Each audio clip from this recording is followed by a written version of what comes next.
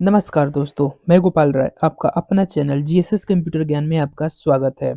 आज की क्लास में हम सीखेंगे एमएस एक्सेल्स में कैश मेमो कैसे बनाया जाता है। तो आज का वीडियो बहुत ही इंटरेस्टेड होने वाला है, तो वीडियो को बिना स्किप किए लास्ट तक जरूर देखें।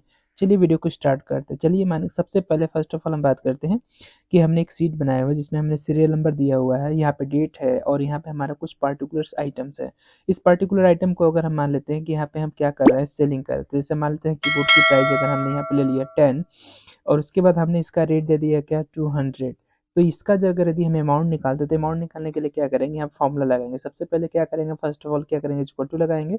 उसके बाद हम देंगे क्वांटिटी का सेल एड्रेसेस, उसके बाद देंगे यहाँ पे मल्टीप्लाई का साइन, उसके बाद देंगे रेट का सेल एड्रेसेस और कर देंगे इंटर। तो ये जो हमारा निकल कर आ जाएगा वो निकल कर आ जाएगा क्या, अमाउंट। अब हमको यहाँ पे क्या करना है, जीएसटी के साथ हमको यहाँ पे इनबिल्ड करना है। तो जीएसटी अगर मान लेते हैं कि हमारा यहाँ पे 14% कट रहा है, तो अगर हम 14% या जो भी आपका जितना भी परसेंटेज अगर यदि आप डिफाइन करते हैं तो उसके हिसाब से काटते, तो मान लेते हैं यहाँ पे हमको जो जीएसटी काटना है वो हमको कितना काटना है, 14%। तो हम क्या करेंगे, जीएसटी काटने के लिए क्या करेंगे, इक्वल टू लगाएंगे यहाँ पे, यानी अमाउंट का सेलेडेसिस ले लेंगे, उसके बाद इनटू, अब जितना परसेंटेज अगर आपको यहाँ पे जीएसटी काटनी है उतने परसेंटेज क्या करेंगे, जीएसटी यहाँ से आप क्या करेंगे, लगा देंगे। तो अगर हमने लगा दिया 14%, इंटर कर दिया 14% काटते हैं, यहाँ पे इस 2000 की जीएसटी आ जाएगी, 280 रुपये आ जाएगा। अब हमको क्या करना है, यहाँ पे टोटल निकालना है। तो टोटल निकालने के लिए हम क्या करेंगे, यहाँ पे लगाएंगे इक्वल टू, यानी अमाउंट का सेल एड्रेसेस प्लस, यानी प्लस उसके बाद हम क्या करेंगे, जो जीएसटी हमने काटा था उसको क्या करेंगे, जोड़ देंगे और कर देंगे इंटर। इस प्रकार से आपका क्या है, टोटल निकल कर आ जाएगा। जैसे टोटल निकल कर आ जाता है तो आप यहाँ पे कैश मेमो में ये मल्टीपल पेमेंट मेथड होता है कि आप पेमेंट किस थ्रू कर रहे हैं, कैश में कर रहे हैं कि कार्ड के थ्रू कर रहे हैं कि बैंक पेमेंट के थ्रू कर रहे हैं। जिस भी प्रकार से अगर आप क्या करते हैं, नेट बैंकिंग भी अगर पेमेंट करना चाहते हैं यहाँ से कर सकते हैं। तो मान लेते हैं कि सपोज हमने यहाँ पे जो कैशेस दी गई है वो बाई कैश के द्वारा क्या किया गया, पैड किया गया। तो यहाँ से आप क्या कर सकते हैं, बाई कैश आप यहाँ पे दिखा सकते हैं या कार्ड के थ्रू दिखा सकते हैं। ऐसे एक मैं और आपको यहाँ पे इंटर करके दिखा देता हूँ। मान लेते हैं कि यहाँ पे भी 10 पीस हमने क्या किया, माउस परचेज किया और एक माउस की प्राइस जो है हमारा कितना है, 150 रुपये है। और यहाँ पे हमको अमाउंट निकालना है तो हम क्या करेंगे, इसी अमाउंट को पकड़ के यहाँ से हम खींच देंगे और इसका अमाउंट क्या होगा, निकल कर आ जाएगा। अगर हम इस पे भी अप्लाई करना चाहते हैं 14% डिस्काउंट, तो यहाँ पे भी खींच देंगे, इसका भी आ जाएगा।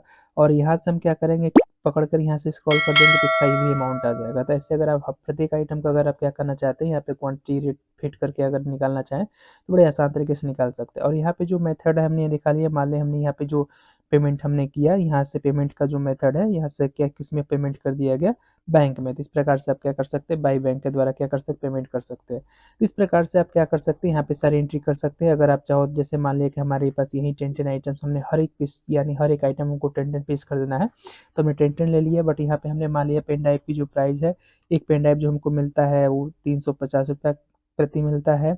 सीडीज की अगर हम बात करें तो 10 रुपीज़, अगर मान लेते हैं डीवीडीज की बात करें तो 15 रुपीज़। अगर हम बात करते हैं मॉनिटर का, तो मॉनिटर हमारा जो मार्केट के हिसाब से है, जैसा आप मॉनिटर लेते हो वैसा परचेज, मान लेते हैं 3000। मदरबोर्ड हम मान लेते हैं 2500, यहाँ से हमने ले लिया है। उसके बाद कैबिनेट की अगर हम बात करते हैं तो हमने यहाँ ले लिया 1200। उसके बाद एसएसडी अगर हमने मान लिया तो एसएसडी भी नॉर्मल हमने मान लिया है 1500। उसके बाद हमने क्या किया, यहाँ पे DDR रैम की अगर हम बात करते हैं, 4 GB रैम की अगर हम बात करते हैं तो कम समथिंग मे बी 800 हमने ले लिया। उसके बाद HDMI केबल की बात करें तो मीटर के हिसाब से मिलता है, जैसा मीटर का आप केबल लेते हैं उसके हिसाब से आपको मिलता है। 3 मीटर्स का अगर हम मान लेते हैं तो हमारा पड़ जाएगा यानी 120 रुपीज़। तो हमने यहाँ से ले लिया 120 रुपीज़।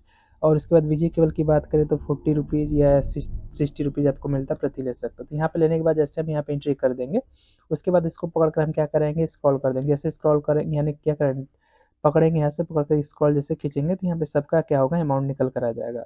उसके बाद अगर हम हर हर किसी आइटम पे हम क्या करना चाहते हैं, जीएसटी यानी 14% लगाना चाहते हैं, क्लिक कर देंगे, सबका ये भी या क्या होगा, यानी 14% जीएसटी कट कर आ जाएगा। उसके बाद इसका अमाउंट अगर आप निकालना चाहते हैं, क्या कर सकते हैं, अमाउंट भी यहाँ से क्या करेंगे, पकड़ के स्क्रॉल कर देंगे तो ये अमाउंट भी हमारा क्या होगा, निकल कर आ जाएगा। तो इस प्रकार से आप सबका अमाउंट भी निकाल सकते हैं।